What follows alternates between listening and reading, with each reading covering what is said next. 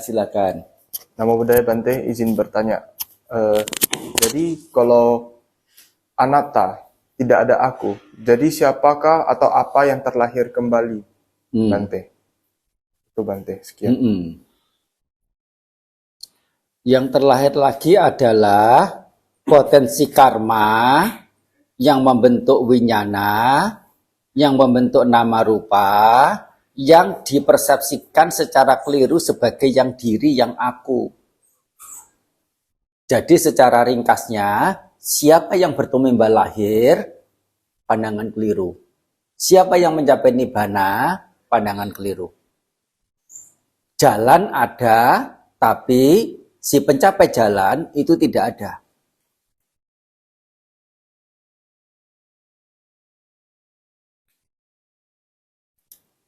Just that.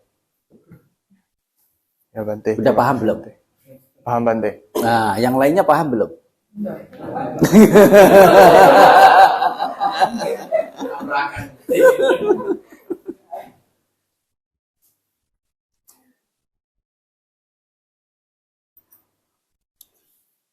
Pengertian sebagai yang anatta itu kita mendengar sebuah pernyataan bijaksana dari sosok yang betul-betul telah mencapai kebijaksanaan. Dan kita setelah mendengar mau mengakomodir, mau mengakui itu sebagai kebenaran. Tetapi itu sendiri sebatas bagaimana kita punya pemahaman secara pemikiran. Secara pemikiran. Tetapi dalam keseharian kita, sejauh apa pernyataan bijaksana itu betul-betul terrealisasi atau terterjemahkan dalam sikap hati kita, yaitu pikiran kita, cipta kita, ada disertai dengan kebaikan, disertai dengan keburukan lebih banyaknya. Sudah sejauh apa itu sadar, dan keduanya itu, jangankan keburukan, kebaikan pun, kita harus sadari itu adalah sesuatu yang potensi untuk menderita.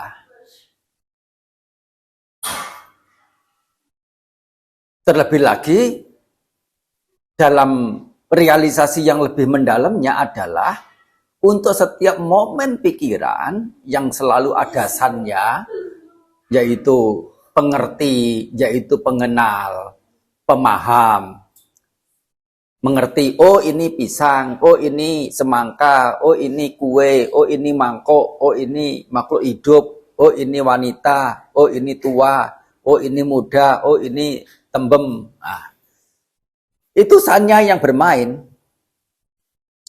yaitu pengerti yang bermain.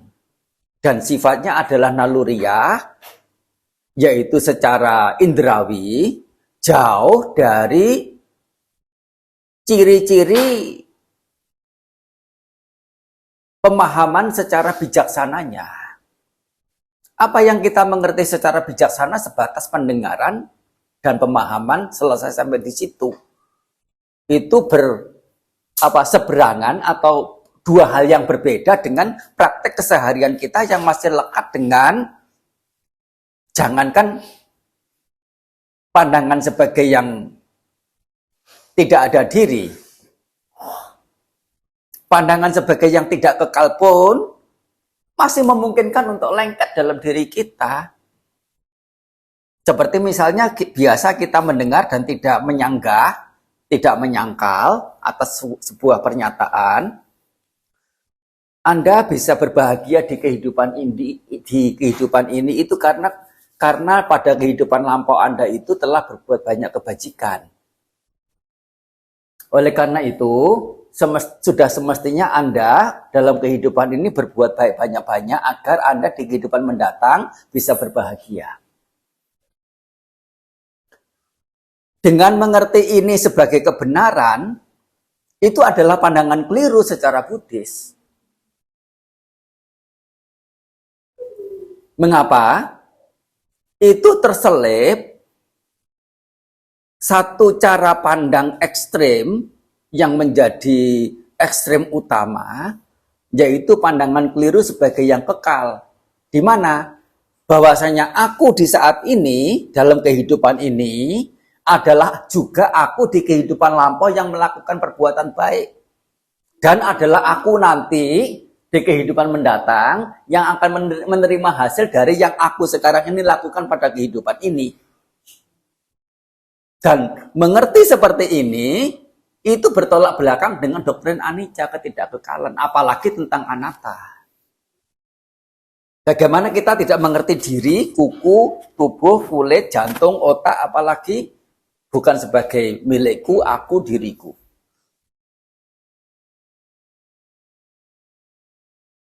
Jadi kita jangan setelah mendengar pernyataan bijaksana dari orang bijaksana, terus kemudian memposisikan diri sebagai orang bijaksana, tetapi di sisi yang lain kita masih terbelenggu oleh pandangan keliru secara apa namanya pemikiran atau citanya dan secara sanyanya. Kalau istilah dharmanya itu namanya cita wipallasa dan sanya wipallasa. Kita didik wipallasa saja belum tentu kukuh, yaitu meskipun mengerti mengerti 4 kebenaran Arya dengan sangat baik, bisa mengaitkannya dengan anicca dukkha anatta sedemikian rupa. Sejauh apa itu tanpa diselipi oleh keraguan dalam waktu-waktu rentang waktu tertentu, atau mungkin alpa, atau mungkin mengabaikan. Hanya momen saat kita mendengar atau saat teringat, oh anatta, oh 4 kebenaran Arya, oh apa. Satu momen dan momen yang lain di antara tak terhitung momen-momen kemunculan pikiran yang lain. Nah, kita pakai sebagai patokan untuk menyikapi, keberadaan kita yang masih dikuasai oleh senyatanya itu oleh pengertiannya yang keliru, yang serong, cita yang keliru, yang serong dengan lebih mengarah, lebih suka menyukai hal-hal buruk, terlebih gitu ya. Termasuk juga yang menyukai kebaikan-kebaikan begitu juga. Itu adalah saasawa, meskipun punya bahagia, yaitu bagian dari kebajikan, yaitu bagian dari seseorang itu yang bisa mendapatkan kebahagiaan. Kata punya, nama lain dari kebahagiaan, kebajikan itu. Punya bahagia, dari itu adalah bagian dari kebajikan, bagian dari kebahagiaan. Tapi adalah saasawa, yaitu apa? Kebaikan-kebaikan itu masih ada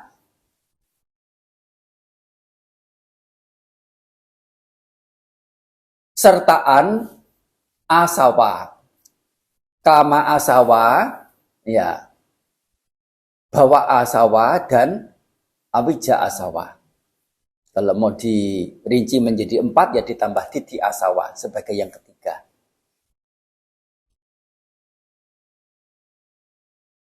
Itu masih ada asawa dalam kita berbuat baik, berdana, menjalankan sila, tahu malu, tutur kata yang baik, rendah hati, tahu budi jasa, apapun, ya menjalankan sila dengan baik, ya berpuas atas hal yang diri miliki, sampai bermeditasi tingkat jana ke-4 sekalipun, jana ke-8 sekalipun, belum lepas dari yang namanya pandangan keliru.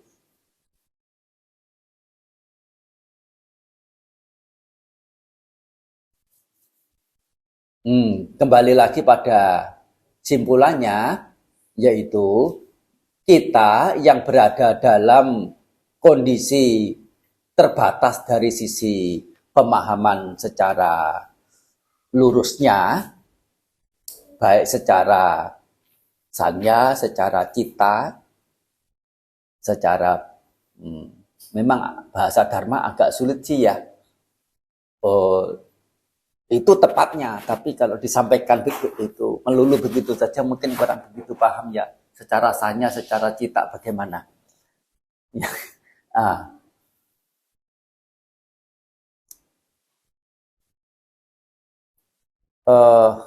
perlu waktu sih memang ya untuk mengerti secara sanya itu seperti apa. Meskipun kita mengerti kebenaran Arya, menghafal, memahami, mengembangkan berturut-turut begitu ya, tetap begitu turun dari tempat meditasi, makan, lihat cumi-cumi ya, melihat cumi-cumi sebagai cumi-cumi. Melihat cumi-cumi yang ada bumbu sedemikian rupa, juga mengerti sebagai sesuatu yang menyenangkan, yang menarik. Dan itu adalah permainan sanya semua.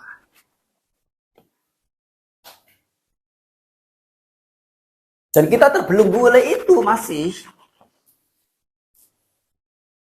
Jadi kita tidak bisa menempatkan diri sebagai yang orang bijaksana itu katakan untuk menyikapi keberadaan diri sesungguhnya ya yang masih terbelenggu oleh ketiga jenis wipalasa itu. Titik wipalasa, cita wipalasa, dan sanya wipalasa. Cara penyimpangan secara pandangan yaitu mengarah ke pandangan keliru, penyimpangan secara cita yaitu menyertakan cita yang sifatnya itu ya masih dikuasai oleh loba dan dosa. Dan penyimpangan secara sanya yaitu memandang sebagai yang nica, yang kekal, yang suka, bahagia, dan yang atta, yang ada diri.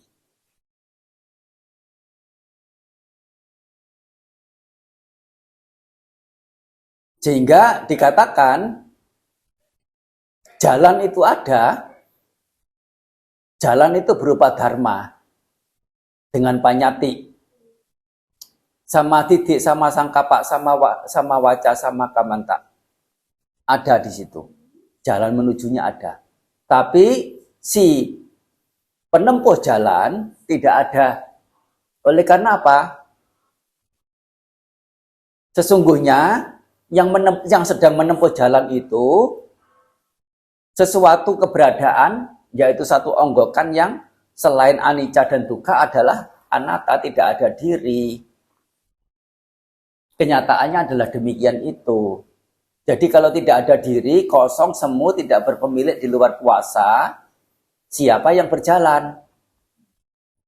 Siapa yang berlatih? Yang berlatih adalah siapa? Pandangan keliru.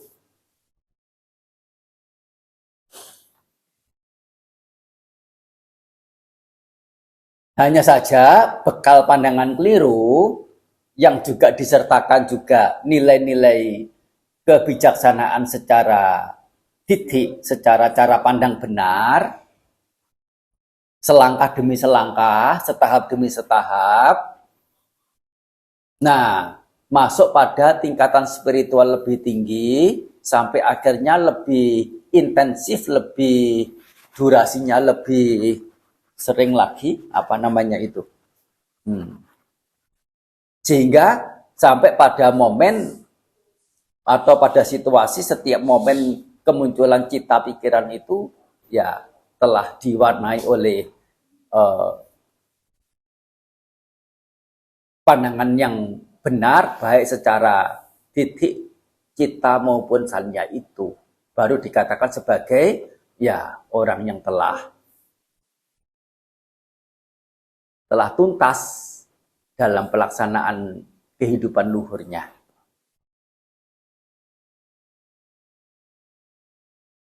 Makin dijelaskan makin bingung.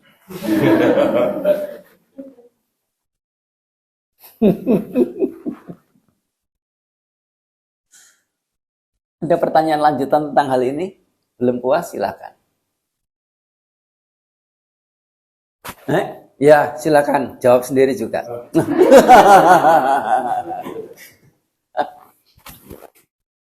Jadi seperti yang dijelaskan tadi itu kan terkait dengan pandangan terhadap kemenjadian dan kemusnahan itu secara otomatis yang namanya kemunculan dan kepadaman itu kita juga antara kemunculan dan kepadaman juga perlu pemahaman lebih lanjut dalam arti Tentu pemahaman lebih lanjutnya apa?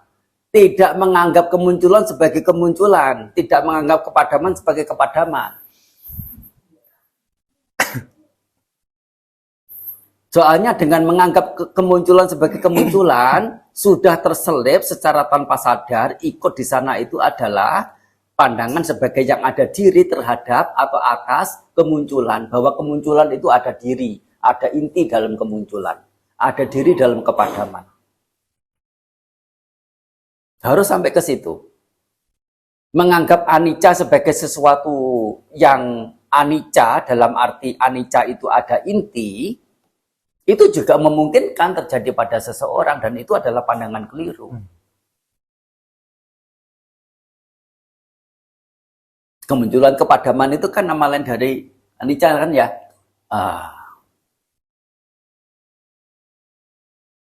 Sewaktu terjadi anicca itu, yang terjadi itu api yang terbakar, kayu yang terbakar oleh api, itu sebuah kemunculan atau sebuah kepadaman? tidak tahu. Siapa yang ini, apa namanya,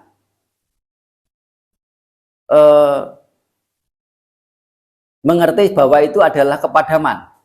Jadi kayu yang mulai terbakar oleh api, makin lama makin sedikit, begitu.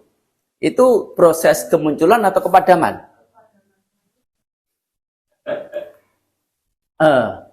Dua-duanya terjadi di situ. Arang sedikit demi sedikit, setahap demi setahap mengalami kemunculan, mengalami kelahiran. Di sisi yang lain, kayunya sedikit demi sedikit, setahap demi setahap mengalami kepadaman.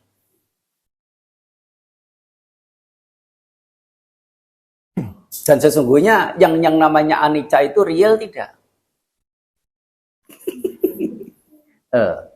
Relatif.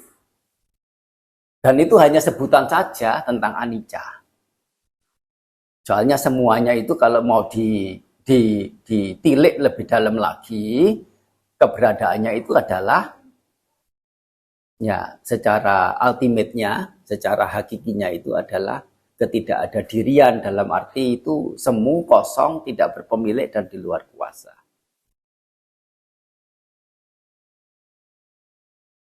Sudah cukup menjawab. Dan apa yang perlu kita lakukan untuk supaya kita itu tidak terjebak dalam pandangan itu? Dengan sering mengulang ajaran Sang Buddha, mengingatnya, merapalkannya, memasukkannya ke dalam hati, manasa nupekita, titik ya supati widha, menembusnya secara titik, secara pandangan. Dan setelah itu, pandangan ini yang sudah benar ini dibawitaba, yaitu dikembangkan. Kembangkannya bagaimana? Melalui sama wayama, sama sati, sama samadhi. Oke? Nah.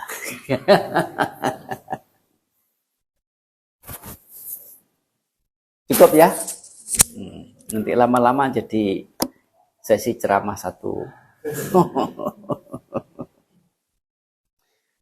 Sapitiyo wiwajanto